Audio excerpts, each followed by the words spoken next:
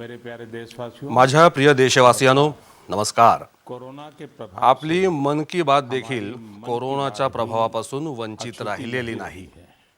जब मैंने पिछली मागच्या बार वेळी मी आपसे जेव्हा तुमच्यासोबत मन की बात मन की की बात थी, केली होती तब तेव्हा प्रवासी पैसेंजर रेल्वे ट्रेनें गाड्या बंद बंद थी, होत्या, बसें बंद थी, बस हवाई बंद सेवा होत्या, बंद थी। विमान सेवा बंद होती. इस बार बहुत कुछ यावेळी खुल खूप चुका काही है। सुरू झालं आहे. श्रमिक संपूर्ण स्पेशल ट्रेनें सावधगिरी चल बाळगून रही हैं, विमानं उडत आहेत. अन्य स्पेशल श्रमिक ट्रेनें रेल्वे भी गाड्या सुरू आहेत. शुरू हो गई हैं। बाकीच्या गाड्या सुद्धा तमाम सुरू आहेत. सावधानियों के साथ हवाई जहाज उड़ने लगे। हळूहळू उद्योग धीरे देखील धीरे सुरू झाले आहेत. उद्योग भी चलना शुरू हुआ है। यानी याचाच अर्थ अर्थव्यवस्था का एक अर्थव्यवस्थेचा एक खूप मोठा भाग चल आता पड़ा है, सुरू झाला आहे. खुल गया है। ऐसे में अशा वेळी आता आपल्याला और ज्यादा अधिक सतर्क राहणं गरजेचं आहे. 2 गज की दूरी 6 फुटाच्या अंतराचा नियम असो मुंह पर किंवा मास्क मग तोंडावर मास्क लावण्याची गोष्ट असो, हो सके जब वहां शक्यतो घरीच राहा. में रहना हो, या सर्व नियमांचं सारी पालन बातों करा का पालन आणि यात थोडाही निष्काळजीपणा करू नका. नहीं बरतनी चाहिए। देश में प्रत्येकाच्या सामूहिक प्रयत्नांमुळेच प्रयासों से देशातली कोरोना विरुद्धची लढाई एका मजबूतीनं लढली जात आहे. लड़ी जा रही है। जब हम जेव्हा आपण जगाकडे बघतो तो हमें अनुभव तेव्हा आपल्या लक्षात येतं कि की भारतवासियांचं यश किती मोठं आहे. उपलब्धि कितनी बड़ी है।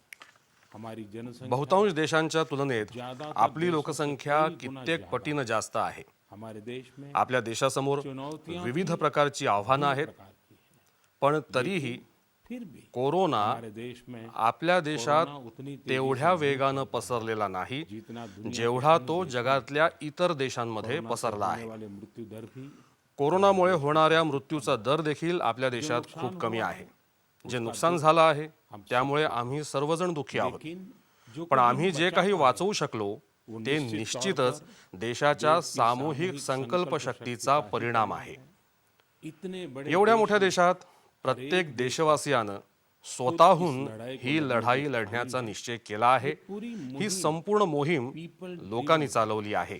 साथियों, मित्रांनो, देशवासियांच्या दृढ निश्चयाच्या शक्तीसह या लढाईत आणखी एक शक्ती आपली खूप मोठी ताकद आहे. ताकत है ती म्हणजे देशवासियांची सेवा शक्ती.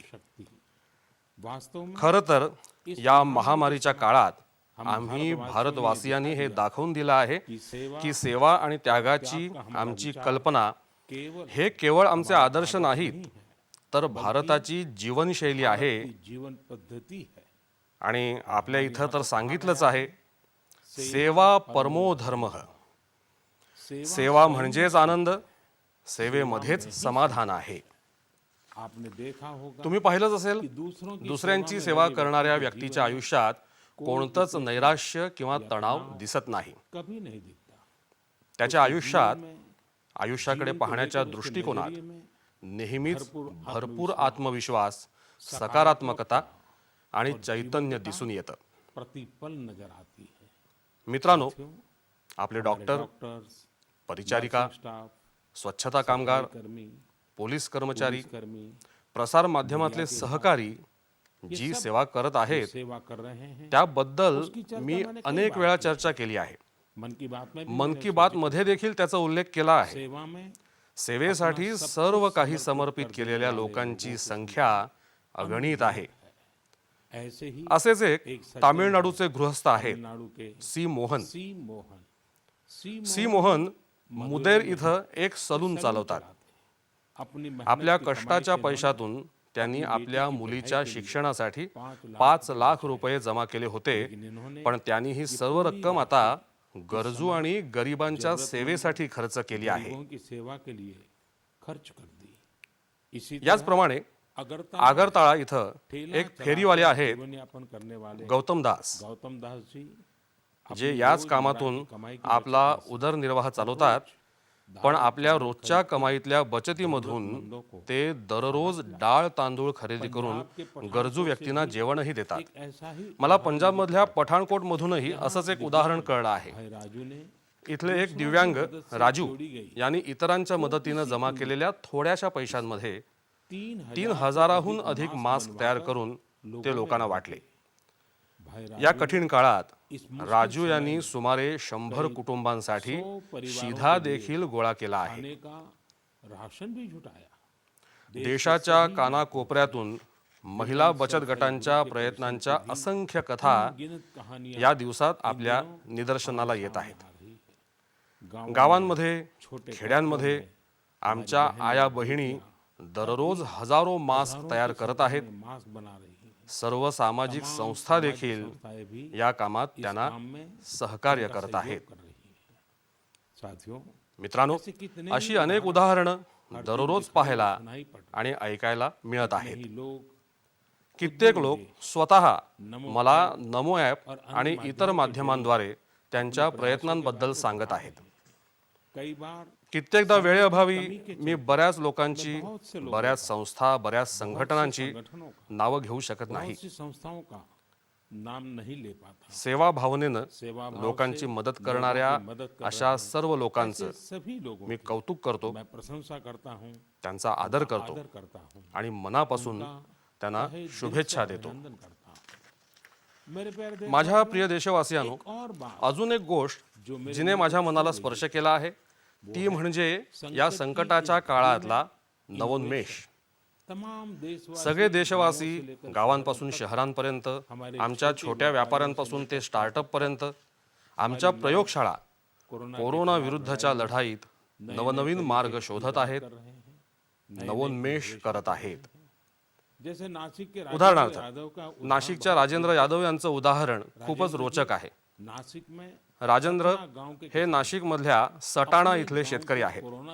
आपल्या गावाला कोरोना संक्रमणापासून वाचवण्यासाठी त्यांनी आपल्या ट्रॅक्टरला एक उपकरण जोडून स्वच्छता यंत्र तयार केलं असून हे नाविन्यपूर्ण यंत्र अत्यंत प्रभावीपणे कार्यरत आहे.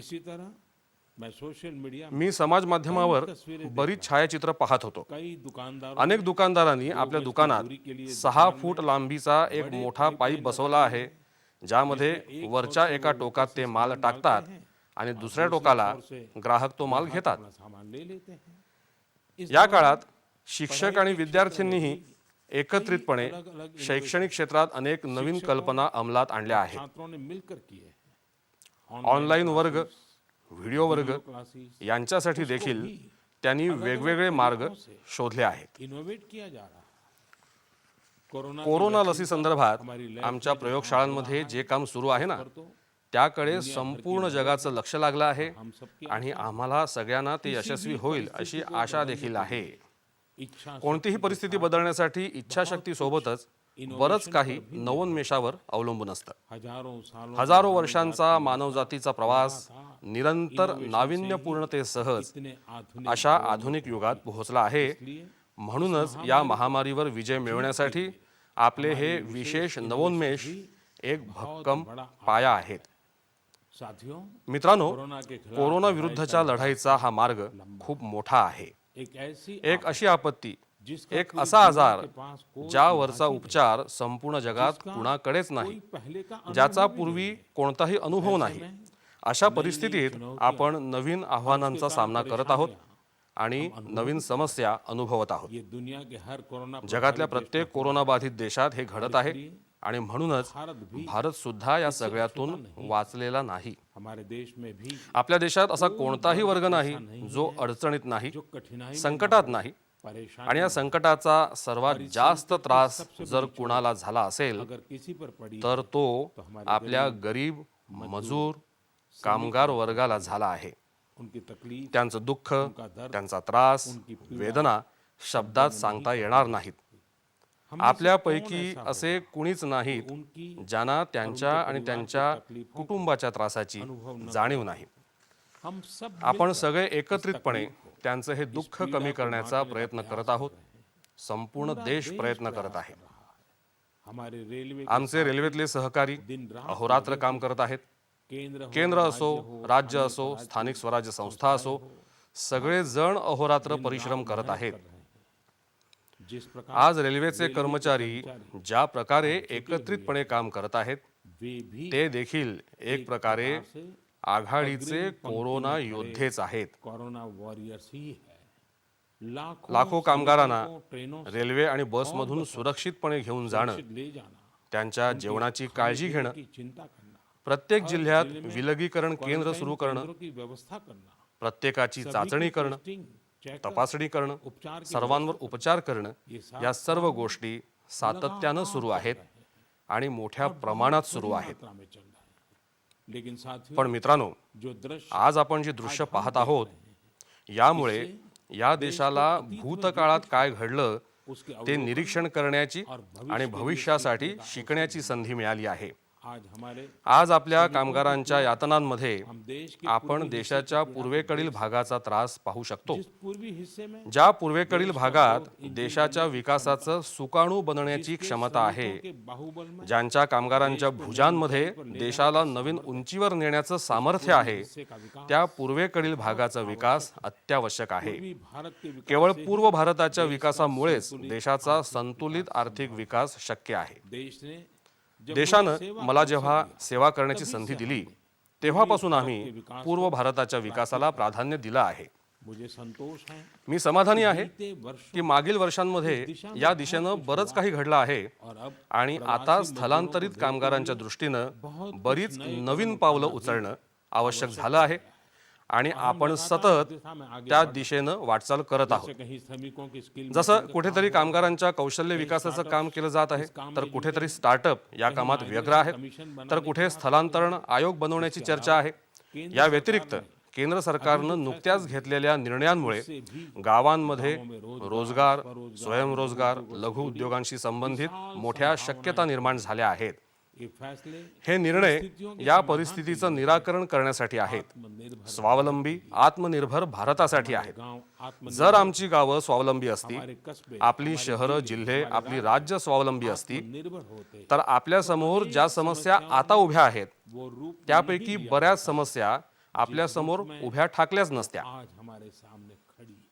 पण अंधारातून प्रकाशाकडे जाणं हा मानवी स्वभाव आहे.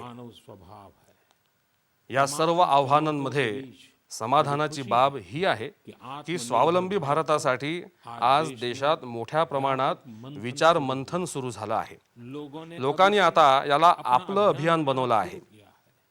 या अभियानाचं नेतृत्व देशवासी आता आपल्या स्वतःच्या हातात घेत आहेत.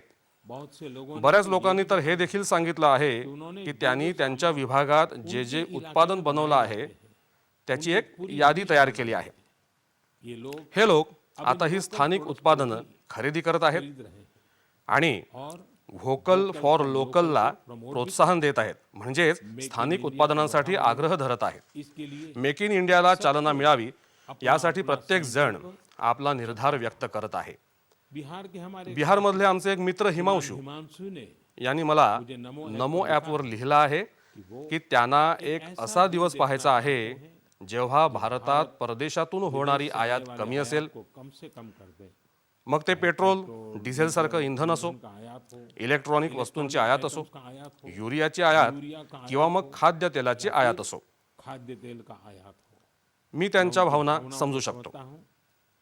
आपल्या देशात अशा कितीतरी गोष्टी बाहेरून येतात ज्यासाठी आपल्या प्रामाणिक करदात्यांचा पैसा खर्च केला जातो, ज्याचे पर्याय आपण सहजपणे भारतात तयार करू शकतो. आसामच्या सुदीप यांनी मला लिहिलं आहे की ते महिलांनी बनवलेल्या बांबूच्या स्थानिक उत्पादनांचा व्यवसाय करतात आणि त्यांनी निश्चय केला आहे की येत्या 2 वर्षात ते आपल्या बांबूचं उत्पादन जागतिक ब्रँड बनवतील. मला विश्वास आहे की आत्मनिर्भर भारत अभियान या दशकात देशाला नवीन उंचीवर घेऊन जाईल. माझ्या प्रिय देशवासियांनो, कोरोना संकटाच्या या काळात मी जगातल्या अनेक नेत्यांशी बोललो आहे, पण आज मी तुम्हाला एक रहस्य सांगू इच्छितो. जेव्हा जगातले अनेक नेते संवाद साधतात तेव्हा मी पाहिलं आहे की योग आणि आयुर्वेद यामध्ये त्यांना खूप जास्त रुची आहे. काही नेत्यांनी मला विचारलं की कोरोनाच्या या काळात योग आणि आयुर्वेद कशा प्रकारे मदत करू शकतील. मित्रांनो, आंतरराष्ट्रीय योग दिन जवळ आला आहे. जसा जसा योग लोकांच्या आयुष्याचा एक भाग बनत आहे तशी लोकांमध्ये आपल्या आरोग्याबद्दल जागरूकता वाढवत आहे. सध्या कोरोना संकटाच्या काळात देखील हॉलिवूड पासून हरिद्वार पर्यंत घरात राहूनच लोक योग विद्येकडे गांभीर्यानं लक्ष देत असल्याचं दिसून येत आहे. सर्वत्र लोकांना योग आणि त्यासोबतच आयुर्वेदाविषयी अधिक जाणून घ्यायचं आहे आणि त्यांना ते स्वीकारायचं आहे. कितने ही लोग कित्येक लोक ज्यांनी कधीच योग केला नव्हता ते देखील ऑनलाईन योग वर्गात सामील झाले आहेत क्लास किंवा मग ऑनलाईन व्हिडिओच्या माध्यमातून ऑनलाइन योग शिकत आहेत. योग सीख खरंच योग में योग समुदाय, कम्युनिटी रोगप्रतिकारक शक्ती आणि ऐक्य सगळ्यासाठी के लिए अच्छा है। उत्तम आहे. साथियों, मित्रांनो, कोरोना संकट कोरोना संकटाच्या या काळात योग योग आज यासाठी देखील अधिक महत्त्वाचा आहे कारण हा विषाणू आपल्या श्वसन प्रणालीवर सर्वाधिक परिणाम करतो. योग में तो योगमध्ये प्राणायामाचे अनेक असे प्रकार आहेत जे आपली श्वसन प्रणाली सक्षम करतात, असर ज्याचा परिणाम दीर्घकालीन राहतो. ये टाइम टेस्टेड टेक्निक्स हे अनेक वर्षांपासून पारखलेलं एक तंत्र आहे ज्याचं स्वतःचं असं एक महत्त्व आहे. अनुलोम विलोम प्राणायाम बऱ्याच लोकांना कपालभाती आणि अनुलोम विलोम हे प्राणायाम माहिती असतील, शीतली पण भस्त्रिका, शीतली, भ्रामरी असेही प्राणायामांचे अनेक प्रकार आहेत के अनेक लाभ ज्याचे बरेच फायदे आहेत. से आपके जीवन में आपल्या जीवनात योगचं महत्त्व वाढवण्यासाठी यंदा आयुष मंत्रालयानं देखील एक वेगळा प्रयोग केला आहे. आयुष मंत्रालयानं माय लाईफ माय योग या नावाची आंतरराष्ट्रीय व्हिडिओ ब्लॉग स्पर्धा सुरू केली आहे. शुरू की है। भारत केवळ भारतच नाही तर जगभरातले लोकही या स्पर्धेत भाग घेऊ शकतात. ले सकते हैं। यात भाग घेण्यासाठी लेने के लिए आपल्याला 3 मिनिटांचा व्हिडिओ बनवून तो अपलोड करावा लागेल. बना करके अपलोड करना होगा। या व्हिडिओमध्ये तुम्हाला स्वतः योग करताना किंवा एखादं आसन करताना दाखवावं लागेल योग से आपके आणि योगामुळे आपल्या जीवनात घडलेल्या बदलांविषयी देखील सांगावं लागेल.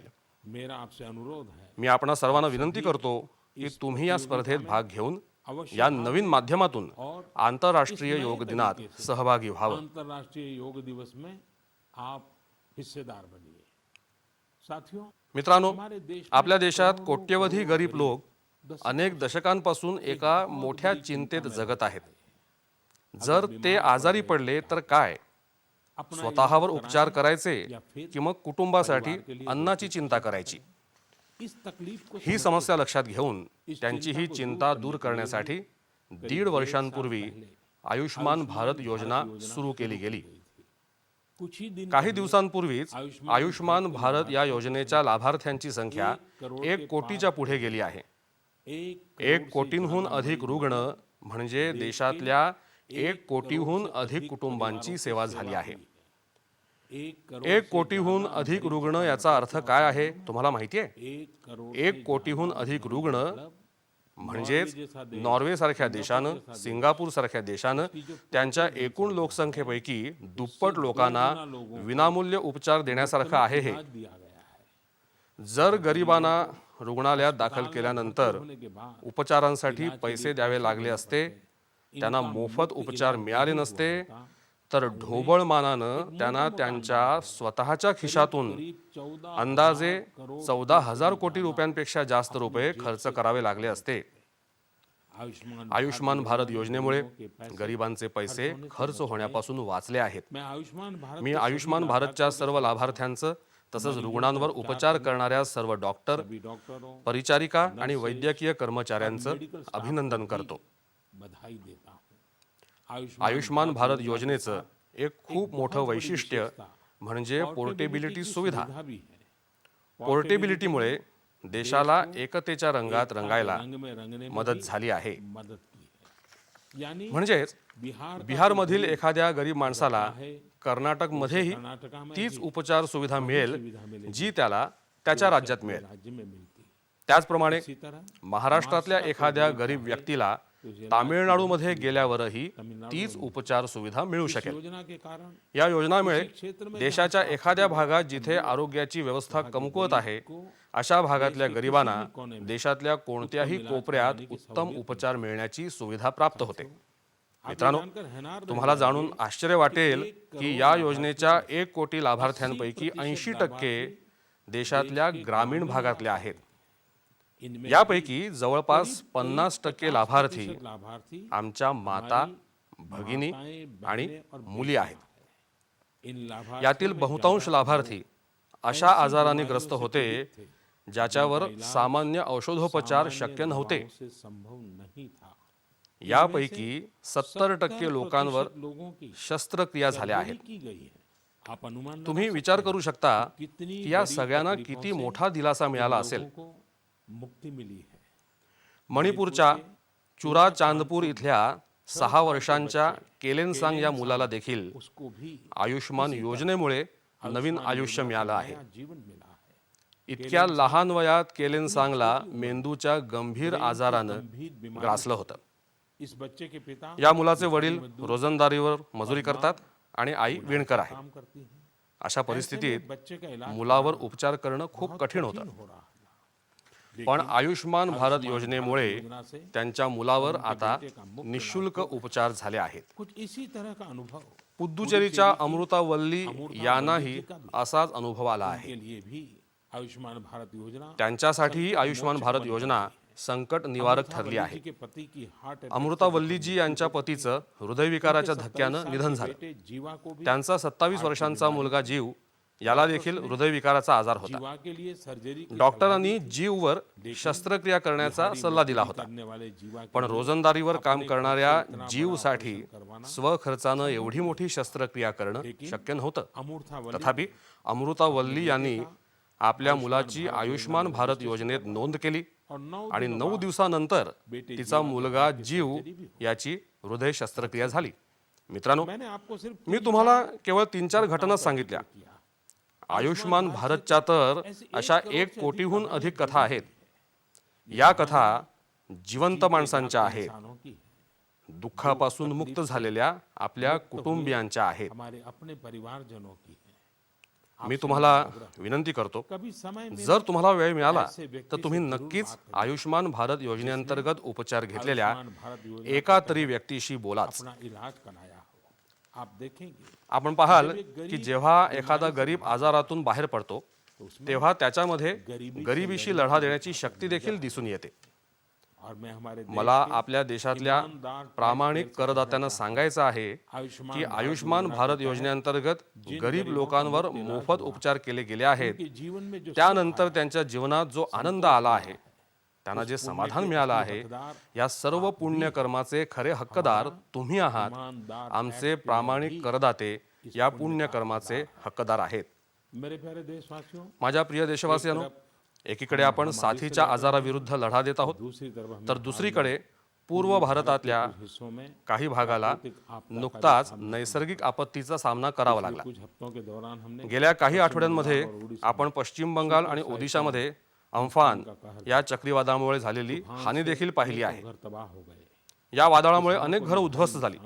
शेतकऱ्यांचंही मोठं नुकसान झालं. जायजा लेने के लिए मी गेल्या आठवड्यात ओदिशा आणि पश्चिम बंगालला परिस्थितीचा आढावा घेण्यासाठी गेलो होतो. बंगाल और ओडिशा के पश्चिम बंगाल आणि ओदिशाच्या जनतेनं ज्या धैर्यानं आणि निर्भयतेनं परिस्थितीचा सामना केला आहे ते कौतुकास्पद आहे. घड़ी में संकटाच्या या काळात संपूर्ण देश इथल्या लोकांच्या पाठीशी उभा आहे. हाथ खड़ा है.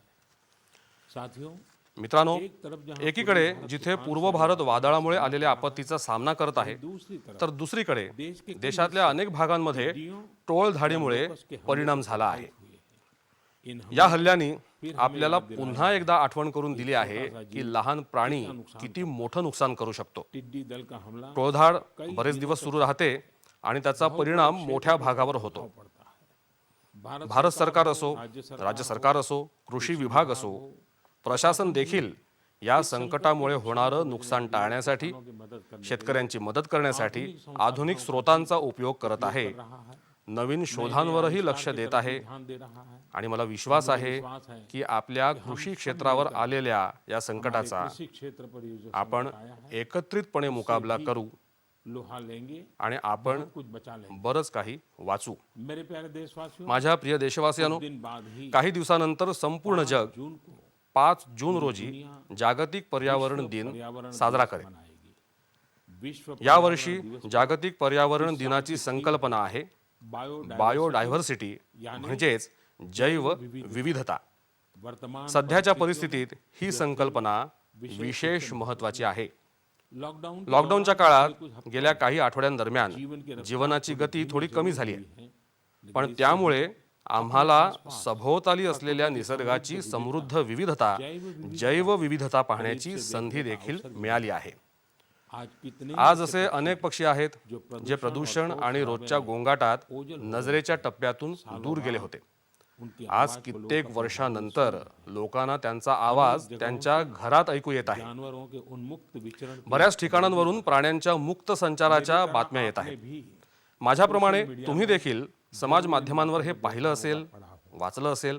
बहुत लोग अनेक लोक याबद्दल बोलत आहेत, लिहित आहेत, छायाचित्र सामायिक करत आहेत की ते त्यांच्या घरातून दूरवरचे डोंगर पाहू शकतात, जलती हुई लांब कुठेतरी जळणारी आग सुद्धा पाहू शकतात. इन तस्वीरों को देख ही चित्र पाहून अनेकांच्या मनात हा विचार आला असेल की आपण ही सगळी दृश्य अशा प्रकारे थांबवून ठेवू शकतो का? इन तस्वीरों ने लोगों या चित्रांनी लोकांना निसर्गासाठी काहीतरी करायला प्रेरित केलं आहे. नद्या नेहमी स्वच्छ असल्या पाहिजेत, प्राणी आणि पक्ष्यांना मुक्तपणे जगण्याचा हक्क मिळाला पाहिजे, आकाश सुद्धा स्वच्छ असलं पाहिजे. यासाठी आपण निसर्गाशी समतोल साधत तालमेल बिठा आयुष्य जगण्याची प्रेरणा प्राप्त करू शकतो. मेरे प्यारे देशवासी, माझ्या प्रिय देशवासियांनो, बार बार आम्ही वारंवार ऐकतो जल है पाणी हे जीवन आहे, जल है पाणी आहे तर भविष्य आहे, लेकिन पाणी ही आपली एक जबाबदारी आहे. हमारी जिम्मेवारी भी है. वर्षा का पावसाचं पाणी बारिश का पानी पावसाचं पाणी आपल्याला वाचवायचं आहे, एक एक प्रत्येक थेंब वाचवायचा आहे. गांव गांव आपण प्रत्येक गावातल्या पावसाचं पाणी कसं वाचवू शकतो? परंपरागत बहुत सरल उपाय है. खूप सोपे पारंपरिक उपाय आहेत. सरल उपाय से भी त्या सोप्या उपायांनी आपण पाणी जिरवू शकतो. 5 दिन 7 5 दिवस 7 दिवस जर पाणी अडवलं तर ते धरणी मातेची तहान शांत करेल, पानी फिर पाणी पुन्हा जमिनीत जाईल, तेच पाणी जीवनाची शक्ती बनेल. शक्ति बन जाएगा. आणि म्हणूनच या पावसाळ्यात आपण सर्वांनीच हम सब पाणी वाचवण्याचा, पाण्याला सुरक्षित ठेवण्याचा प्रयत्न केला पाहिजे. पानी को संरक्षण करें. मेरे प्यारे देशवासी, माझ्या प्रिय देशवासियांनो, स्वच्छ पर्यावरण स्वच्छ पर्यावरण हे थेट आपल्या जीवनाशी, जीवन आपल्या मुलांच्या भवितव्याशी निगडित आहे.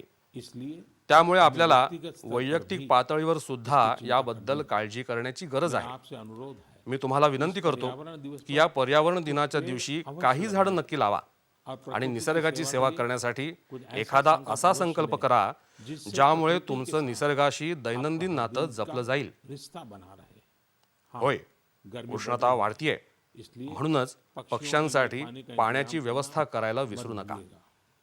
साथियों, मित्रांनो, हम सब आपण सर्वांनी हे देखील लक्षात ठेवलं पाहिजे की किती कठोर तपश्चर्येनंतर, बऱ्याच कष्टानंतर देशानं ज्या पद्धतीनं ही परिस्थिती हाताळली आहे, नहीं दे ती परिस्थिती आता बिघडू द्यायची नाहीये. लड़ाई को कमजोर न आपल्याला हा लढा कमकुवत करायचा नाहीये. लापरवाह हो जाए.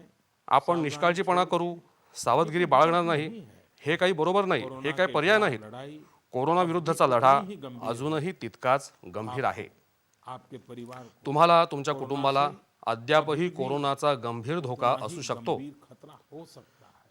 आम्हाला हर इंसान प्रत्येक मनुष्याचे प्राण वाचवायचे आहेत. इसलिए म्हणूनच 6 फूट अंतर, चेहऱ्यावर मास्क, हात धुणं को धोना या सर्व सावधगिरीच्या उपायांचं तसंच पालन करायचं आहे जसं आतापर्यंत केलं आहे. अभी तक करते आए हैं.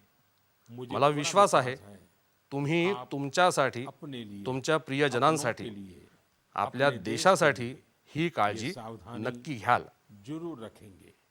इसी विश्वास या विश्वासानं आप तुमच्या चांगल्या आरोग्यासाठी माझ्याकडून शुभेच्छा. कामनाएं हैं. अगले महीने पुढच्या महिन्यात पुन्हा बऱ्याच नवीन विषयांसह पुन्हा मन की बात करूया. जरूर करेंगे. धन्यवाद.